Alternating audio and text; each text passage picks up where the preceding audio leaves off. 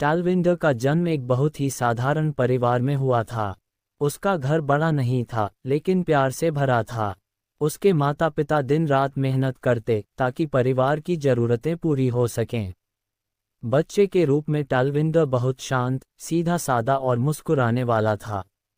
उसे कभी किसी से लड़ना पसंद नहीं था। वह ज्यादा समय अकेले बैठकर कुछ न कुछ गुनगुनाते हुए बिताता।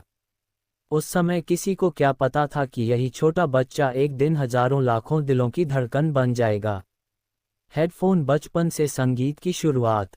एक दिन उसके पापा घर में एक पुराना रेडियो लेकर आए। रेडियो चालू हुआ और उस पर एक मीठा सा गाना बजने लगा। टालविंडर की आंखें चमक उठीं। वह चुपचाप रेडियो के पास बैठ गया और बार बार वो सुर गुनगुनाने लगा। माँ ने पूछा, तुम्हें गाना पसंद है? वह शर्मा कर बोला, थोड़ा थोड़ा। लेकिन उसके अंदर संगीत की आग तभी जल चुकी थी। स्कूल में भी वह अक्सर अपनी डेस्क पर कलम से ताल बनाता और धीमे सुर में गुनगुनाता रहता। उसके दोस्त कहते, अरे टालविंडर, तू तो जन्म से गायक लगता है। वह हंस देता, लेकिन अंदर अंदर वह हर रोज एक नया सपना बुन रहा था। माइक पहला स्टेज जहां किस्मत ने दरवाजा खोला। गांव के मेले में हर साल एक छोटा सा सांस्कृतिक कार्यक्रम होता था। उस साल अचानक संचालक ने पूछा, कोई गाना गाना चाहता है? दोस्तों ने टालविंडर को आगे धकेल दिया। पहले तो वह डर गया, लेकिन फिर उसने सोचा, अगर आज नहीं तो फिर कब? वह स्टेज पर गया। हाथ कांप रहे थे, दिल तेजी से धड़क रहा था। लेकिन जैसे ही उसने पहला सुर निकाला, पूरा माहौल शांत हो गया। लोग मंत्रमुग्ध होकर सुनते रहे।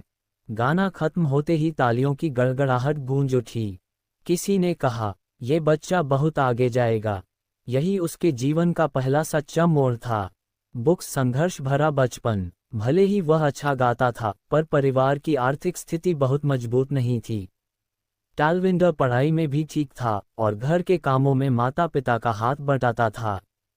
कई बार पैसे कम पड़ जाते तो वह किसी दुकान में सामान सजाने का काम करता, कहीं सब्जी की टोकरी उठाने में मदद करता। लेकिन चाहे दिन कितना भी कठिन क्यों न हो, रात में वह अपना पुराना टूटा हुआ गिटार उठाकर गाना जरूर अभ्यास करता। वह कहता था, थकान शरीर की होती है, आवाज की नहीं। यही उसकी मेहनत, यही उसका जुनून था। सेल फोन, यूट्यूब की दुनिया में कदम। समय बदल रहा था। मोबाइल मिलने के बाद उसने सोचा कि क्यों न अपनी आवाज लोगों तक पहुंचाई जाए। उसने 200 रुपये का एक छोटा सा माइक्रोफोन खरीदा और यूट्यूब पर चैनल बना दिया। पहला वीडियो